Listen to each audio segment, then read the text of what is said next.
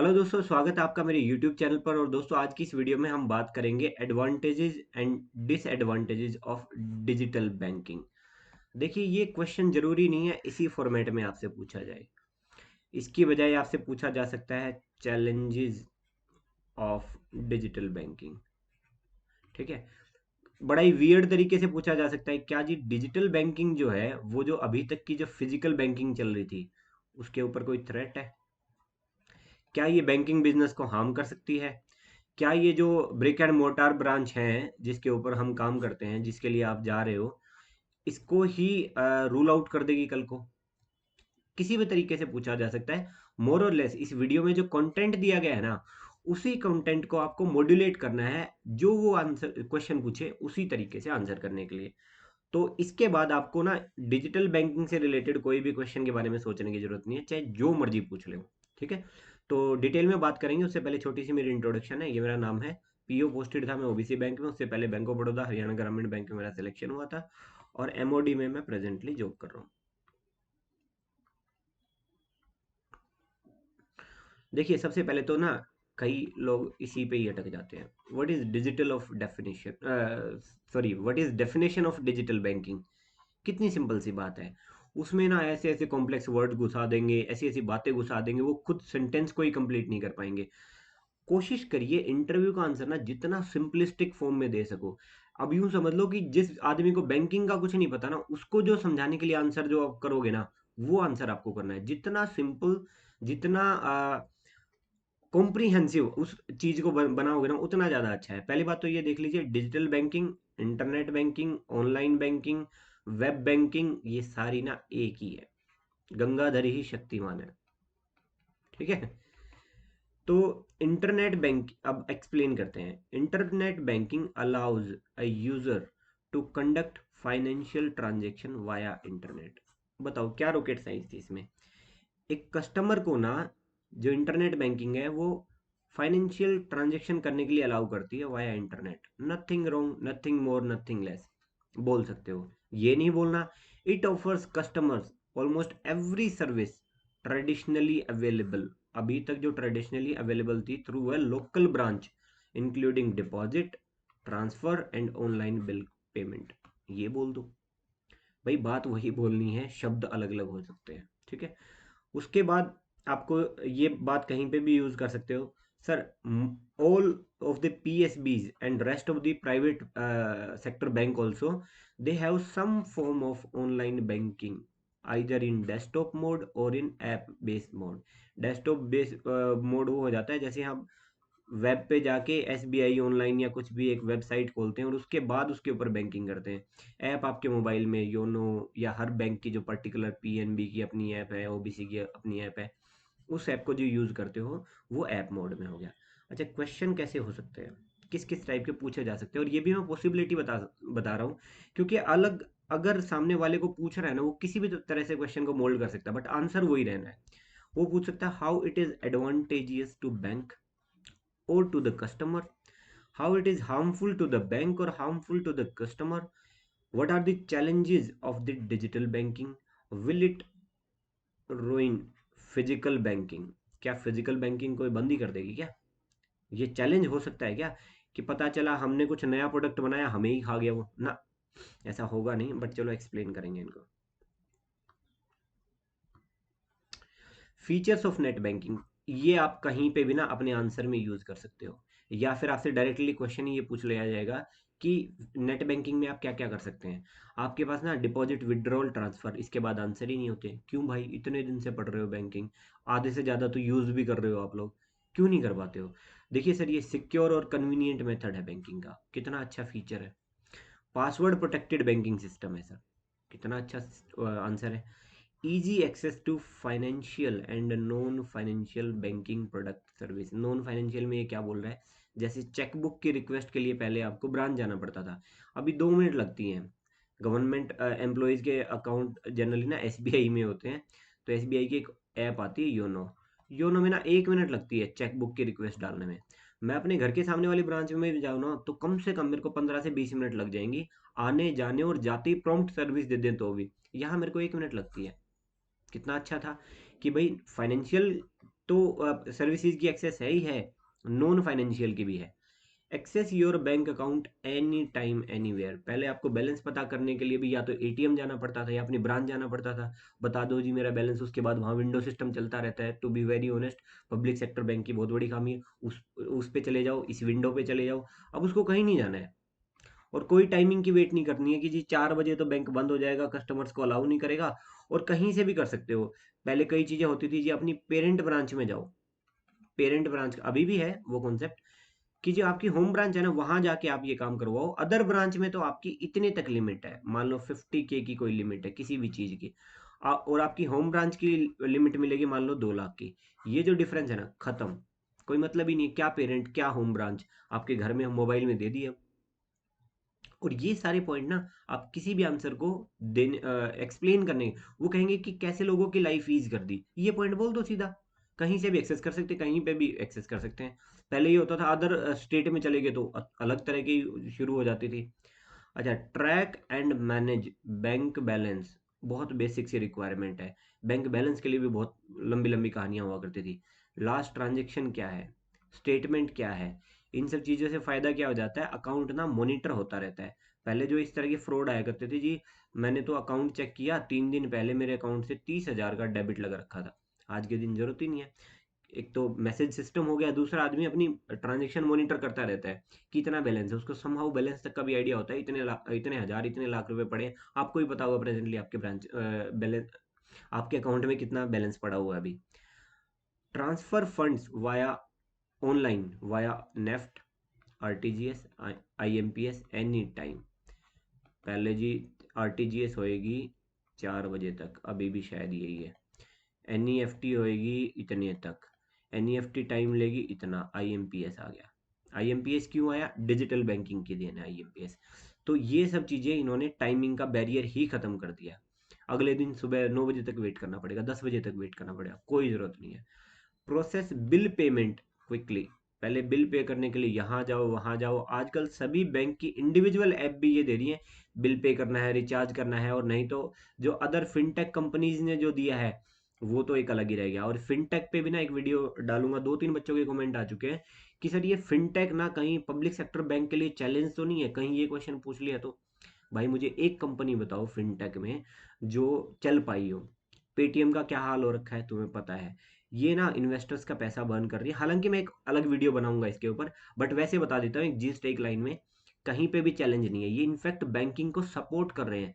ये ना एक, यूं समझ लीजिए कि ये इंफ्रास्ट्रक्चर है, इसके अराउंड ये सर्विसेज दे रहे हैं बस। ये हॉस्पिटल के बाहर जो दुकान लगा के बैठा है वो हॉस्पिटल को खा सकता है क्या, कभी नहीं खा सकता।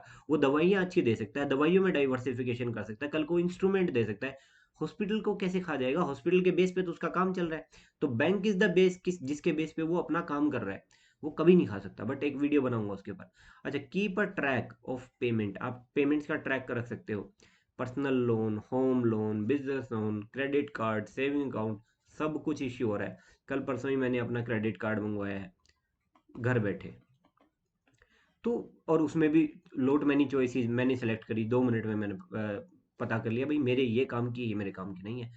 चैनलाइज और कैंसिल ऑटोमेटिक पेमेंट, पहले एसआईपी लगवाने के लिए, एसआईपी हटवाने के लिए बैंक ब्रांच जाना पड़ता था, सब खत्म।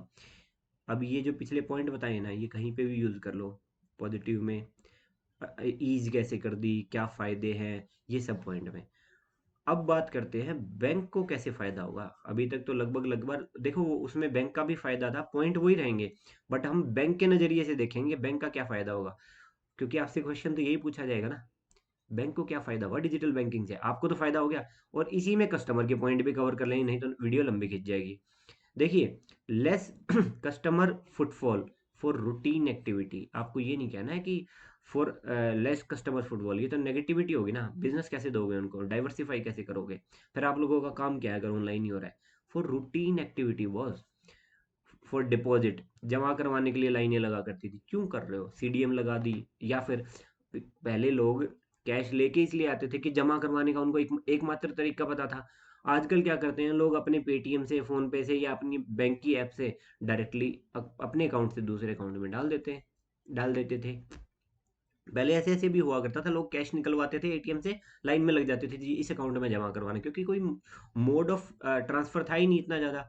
अच्छा, डिपॉजिट, ट्रांसफर और पेमेंट, इन तीनों के लिए कस्टमर आएगा, उसकी फुटफॉल कम हो गई, रूटीन एक्टिविटी है ना ये।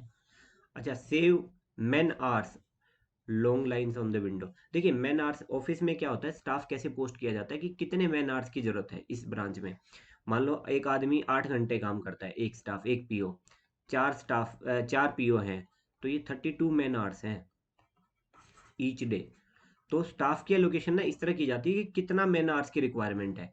तो जब मैन आवर्स की जरूरत कम पड़ेगी, तो आपको स्टाफ की भी कम जरूरत पड़ेगी, या फिर आपके स्टाफ का जो जितना भी सेम स्टाफ रख लीजिए, बट अब आपके मैन आवर्स बचेंगे, और बचेंगे तो आप उससे कुछ और कर सकते हो, वो आगे पॉइंट आना है।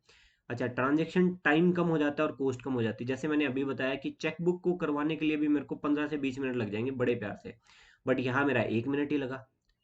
अच्छा, दूसरा, जो ट्रांजैक्शन की कॉस्ट होती है ना, आप लोगों को लगता है कि ट्रांजैक्शन की तो कोई कॉस्ट ही नहीं पड़ी। बैंक जब एक एम्प्लॉय बिठाता है, एक ब्रांच खोलता है, उसके अंदर इंफ्रास्ट्रक्चर देता है, गार्ड बिठाता है, इंटरनेट का कनेक्शन, कंप्यूटर, ये सारी किस चीज़ के ऊपर जा रही हैं, जब उसको डिवाइड करते हैं ना, कि ये लागत है, इतनी ट्रांजैक्शन हुई, तो पर ट्रांजैक्शन की एक कॉस्ट निकलती है। वो जो कॉस्ट है ना, वो डिजिटल में 80% चीप है। आपने टीसीएस से एक ऐप बनवा ली, वो ऐप शानदार चल रही है, एक बार आपने उसको पे कर दिया और अब उसको सिर्फ मेंटेनेंस का खर्चा दे रहे हो, बट वो ऐप ना अब धड़ल्ले से आपका बिजनेस कर रही है, धड़ल्ले से आप उसके ऊपर पैसा कमा रहे हो, ट्रांजेक्शन के कॉस्ट के फॉर्म में, कोई कमीशन की फॉर्म में, किसी भी चीज़ की फॉर्म में। अच्छा, कस्टमर नहीं आया, वो अलग बच गए आपके। तो वो तो वन टाइम इन्वेस्टमेंट थी ना। ऑटोमेशन का तो फायदा ये होता है कि जैसे ही आप ऑटोमेट कर देते हो चीज़ों को, आपके आदमी बच गए, आपका काम बच गया, आपका फिजिकल इंफ्रास्ट्रक्चर बच गया, वो ऐप आपके धड़ल्ले से काम की जा रही है। तो जो कॉस्ट है ना डिजिटल की, वो 80% तक चीप है। 100 रुपये अगर फिजिकल मोड में लग रहे थे, तो 20 रुपये में ही काम बन जाता है डिजिटल कॉस्ट में। तो ट्रांजेक्शन टाइम बच गया, कॉस्ट बच गई। एक्यूरेसी और एफिशिएंसी, देखिए क्या होता है कि जब आप लोग ब्रांच में जाओगे, कई लोग ये गलतियां करोगे, 20,000 की जगह 10 लाख, 20,000 की जगह 2 लाख की पेमेंट कर दी। मान लो पीओ का भी मूड ऐसा ही था, मतलब क्लर्क ने तो डाल ही दिया, आप पीओ बन के गए, आप से भी स्किप हो गया, 1 जीरो का गेम था, तो 1,80,000 रुपये चले गए अकाउंट में, बंदे ने निकाल लिए, अब उससे सेटल करना ही बड़ा मुश्किल हो जाता है। तो यहाँ पे एक्यूरेसी ऐसी होगी, वो अमाउंट भी 2 बार कंफर्म करवाता है, आपने कराया तो आप उसको कुछ कह भी नहीं पाओगे, मतलब एज ए कस्टमर। तो एक्यूरेसी आपकी बढ़ गई, एफिशिएंसी भी आपकी बढ़ जाती है जब आप डिजिटल मोड में जाते हो, एफिशिएंटली आप काम करते हो। अच्छा, less infrastructure for same set of consumers, मान लो 20,000 ही कस्टमर थे, अब एकदम से ऑनलाइन चल गया आपके एरिया में, सिर्फ 10,000 ही लोग आपकी ब्रांच विजिट कर रहे हैं, पहले 20 के आते थे, 10 के। अब धीरे धीरे क्या होगा, इंफ्रास्ट्रक्चर चाहिए ही नहीं, ना पीसी चाहिए, ना चेयर चाहिए, ना टेबल चाहिए, ना इतना स्पेस चाहिए, ना इतने गार्ड चाहिए, हर चीज़ कम होगी, तो लेस इंफ्रास्ट्रक्चर की रिक्वायरमेंट होगी। ऑप्टिमम यूज ऑफ स्टाफ, ये मान के चलिए कि आपका स्टाफ वही है, काम कम हो गया, तो आप उसका यूज करोगे ना, स्टाफ का कहाँ यूज करोगे, और बिजनेस लेके आओ, और लोन से करो, क्रेडिट और एडवांसेस में उनको लगा दोगे आप, तो आपका काम फायदा हो गया ना, कि सेम स्टाफ को आपने किसी और जगह यूज कर लिया, तो ऑप्टिमम यूटिलाइजेशन हो गया। उनको बोलोगे जी कैंपेन लगा के आओ, आज फला फला गांव में जाके कैंपेन लगाओ, कल वहां पे ले जाके ड्राइव चलाओ, परसों जाके ना कॉलेज में जाके कैंपेनिंग करो, अवेयरनेस कैंपेनिंग, 20-50 अकाउंट वहां से पकड़ लाओ, फैकल्टी के अकाउंट ले आओ, फैकल्टी के बाद उनके घर वालों के अकाउंट ले आओ, फैमिली की स्कीम दे आओ, मतलब देर आर न्यूमरस वेज, जो प्राइवेट वाले काम करते हैं वो हम करने लग जाएंगे। अच्छा, 24/7 सर्विसेज दे देती है ऑनलाइन, कस्टमर सेटिस्फाइड है, एम्पावर्ड फील करता है कि वो जो काम के लिए उसको ब्रांच में धक्के खाने पड़ते थे, एक क्लिक किया, ओटीपी डाला और खटाक से उसका काम हो गया। कस्टमर सेटिस्फाइड है, आपको और बिजनेस देगा। लेस फिजिकल कैश मोबिलाइजेशन, पहले क्या होता था, डिपॉजिट बहुत ज़्यादा आते थे, दिन में 2 बार तो आपकी कैश वैन जो आपकी ब्रांच से करेंसी चेस्ट में जाती थी, करेंसी चेस्ट पता है ना क्या होती है, करेंसी करेंसी चेस्ट और लीड बैंक, ये पढ़ लेना। अ, उसके कैश की मोबिलाइजेशन के लिए 3 बार गाड़ी इधर से इधर आ रही है, एक आपका स्टाफ जा रहा है, एक गाड़ी जा रही है, तेल जा रहा है उसमें, गार्ड बैठा हुआ है, उसके पीछे 100 तरह की कॉस्ट इन्वॉल्व है। ठीक है, वो सब बच गया, आपके रिसोर्सेज बच गए। सर्विसेज जो है, जैसे चेक बुक हो गया, एसआईपी लगानी होगी, डीमेट अकाउंट खुलवाना हो गया, म्यूचुअल फंड हो गया, लोट मैनी अदर थिंग है, इन सब के लिए किसी भी ब्रांच की ऐप खोल लो, उसमें 70 तरह के और काम मिल जाएंगे कि जी ये भी करवा सकते हो। आपके अपने बैंक के खोल लो, वहां से पॉइंट मिल जाएंगे आपको। तो ये सारे ना एडवांटेज थे बैंक के लिए, बैंक का भी तो फायदा हुआ है। और यही सारे पॉइंट, क्योंकि ये कस्टमर के बारे में बात कर रहे थे, तो कस्टमर के बेनिफिट में भी यूज कर सकते हो आप। तो ये तो हो गया एडवांटेजेस। अब चलते हैं जी, डिसएडवांटेज क्या है। डिसएडवांटेज डायरेक्ट ना पूछ के चैलेंजेस पूछ सकते हैं कि चैलेंज क्या है उनके, सजेशन मांग सकते हैं। तो सब चीज़ों में यही पॉइंट यूज करने हैं आपको। अच्छा, इंटरनेट बैंकिंग टू बैंक, ये जैसे disadvantage of internet banking to bank, challenges of internet banking to bank, इस तरह से करके ये देखिए। सबसे पहले तो ना टेक्नोलॉजी ना एक बैरियर है रूरल एरिया में। अगर आपसे पूछते हैं तभी बताना है, शुरू में ही नहीं हो जाना। उसने आपसे पॉजिटिव पूछे, आपने बता के दो पॉजिटिव और आप नेगेटिव पे आगे क्यों बता रहे हो, उसने पूछा थोड़े आपसे। लिटरेसी वहाँ पे काफ़ी कम है, लोग अवेयर नहीं है, मिस्टेक कर देते हैं। अच्छा, साथ में आपको सोल्यूशन भी तो देना है। मैंने तो प्रॉब्लम बता दी, वो कहेंगे जी प्रॉब्लम तो बता दी, अब सोल्यूशन भी बताओ। तो साथ के साथ मैं आपको सोल्यूशन दे रहा हूँ। इन सब चीज़ों को बनने के लिए वर्नाक्युलर जो है, जो लोकल लैंग्वेज है, लैंग्वेज जो होती है, उसके अंदर आप ऐप को बनाओ ताकि लोग ना ज़्यादा समझ से, कम लिटरेट भी होंगे। गुजरात का आदमी हो सकता है अंग्रेजी ना जानता, गुजराती तो जानता होगा ना, ठीक है। उस तरह से आप उस चीज़ को यूज़ करो। पंजाब का आदमी हो सकता है इंग्लिश ना समझ सके, पंजाबी में ऐप बना दो।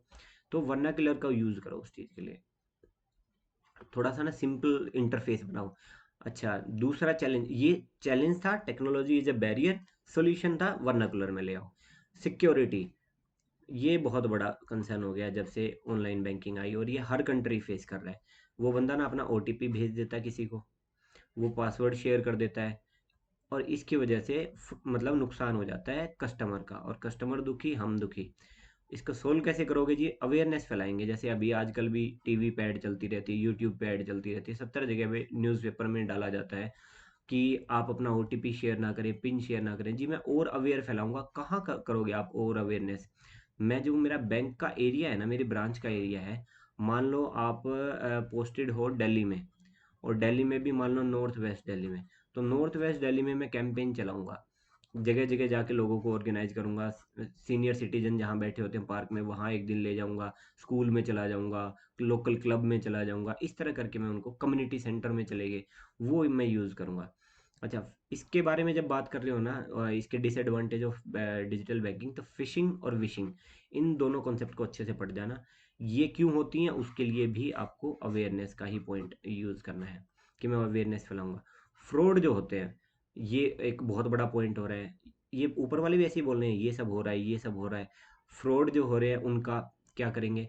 तो आपका सजेशन होगा जी, प्रॉम्प्ट एक्शन लेना पड़ेगा। फ्रॉड, मान लो आपकी ब्रांच से कोई ट्रांजेक्शन रिपोर्ट होती है, आपका कस्टमर कोई वो करता है, प्रॉम्प्टली आपको उस काम को डील करना है। ऐसे नहीं कि जी देखेंगे सोचेंगे शाम तक, तब तक तो वो पैसा निकाल लेगा जिसके अकाउंट में गया है। और एक रोबस्ट इंफ्रास्ट्रक्चर डेवलप करना पड़ेगा। ये ऑनलाइन के चैलेंजेस हैं, तो हमें ऑनलाइन रोबस्ट इंफ्रास्ट्रक्चर डेवलप करना पड़ेगा। अगला पॉइंट है जी, हैकिंग होती है इसमें। हैकिंग होती है तो आप क्या करोगे, और क्या सजेशन है? सजेशन ये है जी, बैंक को अपना ना सिक्योरिटी लेयर ना और ज़्यादा रोबस्ट करनी पड़ेगी, ताकि हैकिंग हो ही ना सके। हैकिंग तो क्या है कि ना आदमी ने, आपने गलती करी, ना बैंक ने गलती करी, वो सर्वर हैक हो गया, उसने डेटा वहाँ से फैच आउट कर लिया और वो पैसे उड़ा दिए उसके। अच्छा, जो रेजोल्यूशन है ना, बहुत से लोग, आपके साथ भी एक दो बार हुआ होगा, मान लो आपने कोई पेमेंट करी, कोई रिचार्ज किया, वो ट्रांजेक्शन कंप्लीट ही नहीं हुई। अब आप ना बीच में अटक गए हो, आपके अकाउंट से पैसा डेबिट हो गया है, सामने वाला कह रहा है मुझे रिसीव नहीं हुआ। ब्रांच होती तो आप चले जाते थे सीधे सीधे कि जी बताओ ये वाली ट्रांजेक्शन हुई थी। आधे से ज़्यादा बैंक स्टाफ को अभी नहीं पता होता, वो कहते हैं जी ऑनलाइन में हमें डाल दो, कंप्लेंट डाल दो, हम पीछे भेज देंगे। तो ये रेजोल्यूशन ना इस तरह से नहीं चला पाओगे आप। फिर क्या है, आपकी नेट बैंकिंग से लोगों का भरोसा उड़ जाएगा। आप स्टाफ को ट्रेन करो, और स्टाफ को ट्रेन करने के साथ साथ ना बैंक में जो ब्रांच मैनेजर होता है उसको अकाउंटेबल बनाओ कि जी ये इस तरह की क्वेरीज को ना आप डील करोगे, आप इंश्योर करोगे, खुद डील नहीं करोगे तो, कि वो कंप्लीट हो। अच्छा, ये ट्रांजेक्शन का आरबीआई को भी गाइडलाइन लेके आनी चाहिए। एक हर ऐप के लिए एक मैंडेटरी फीचर बना दो कि यहाँ पे जैसे लॉग आउट वगैरह का फीचर होता है, यहीं पे एक रिपोर्टिंग का बना दो, जिसको आपकी ब्रांच मैनेजर देख सके, आपका चीफ मैनेजर, एरिया मैनेजर, और आपके जीएम लेवल तक ये रिपोर्ट जाए कि इतने लोगों ने ये कंप्लेंट डाली थी, और इतने लोगों ने ये रिजॉल्व कर दी, और इतनी अभी पेंडिंग पड़ी हैं, ताकि जो लोअर लोअर स्टाफ है, सबऑर्डिनेट स्टाफ, वो उसको प्रॉम्प्टली सोल्व करने की कोशिश करे। अगला है कि जी लैक ऑफ, जो नेगेटिव है, डिसएडवांटेज है इंटरनेट बैंकिंग का, that is lack of personal relationship. पहले क्या हुआ करता था, मान लो कोई कस्टमर आया, उसको कोई चीज़ से दिक्कत हुई आपके ब्रांच से, वो ब्रांच मैनेजर उसके पास के पास चला जाता था, वो उसको रिजोल्व कर देता था, कस्टमर रिटेन हो जाता था, ब्रांच नहीं छोड़ता था। अभी क्या, ऑनलाइन अगर उसको कोई दिक्कत आई, वो जरूरी नहीं है आपकी ब्रांच में आए, वो दुखी होकर ना आपका अकाउंट बंद करवा देगा और चला जाएगा। तो जो पर्सनल रिलेशनशिप की वजह से जो चीज़ें बच जाती थी ना, अब उसके बचने के चांसेस काफ़ी कम हो गए हैं।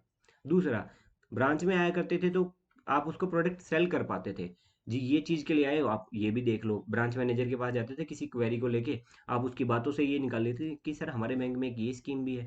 अब प्रोडक्ट सेलिंग बड़ी डिफिकल्ट हो गई है। इसका सोल्यूशन क्या है इन दोनों ही चीज़ों का? अपने प्रोडक्ट को इतना बेटर बनाओ, इतना एनहांस बनाओ, इतना इनोवेटिव बनाओ कि जी प्रोडक्ट आपका तब भी बिक जाए जब बंदा ऑनलाइन चेक कर रहा है। तो ये थी जी टोटल वीडियो, और ये सारी वीडियोस मैं बना चुका हूँ, इनको देख लेना अपने इंटरव्यू से पहले एक बार। और घबराने की कोई ज़रूरत नहीं है, प्री और मेंस आपने निकाला है, इंटरव्यू भी आप निकाल दोगे, कोई घबराने की ज़रूरत नहीं है। You are more than capable enough. जिन लोगों ने प्री और मेंस किया है इसका मतलब सारे कैपेबल है। अब बस ये है कि कौन ज़्यादा स्कोर करेगा, कौन कौन कम स्कोर करेगा, बाकी नॉलेज मोर और लेस सभी की सिमिलर है। ठीक है। और दूसरा दोस्तों, कोई भी और वीडियो चाहते हो तो कमेंट सेक्शन में मुझे लिख दो। और अब जैसे जैसे जिसके इंटरव्यू होते जाएं तो प्लीज़ मुझे, कल मैं एक इंस्टा का पेज आपके साथ शेयर कर दूंगा, मेरे अबाउट में चले जाना, वहाँ मिल जाएगा आपको। और अपने जो एक्सपीरियंस है वो वहाँ पे डाल देना, सो दैट कि मैं आप लोगों के पास ही साथ ही वो साझा कर पाऊँ, और जिन लोगों के इंटरव्यू अभी होने हैं उनके लिए थोड़ा सा बेनिफिशियल हो जाए। तो thank you so much for watching. जय हिंद, जय भारत।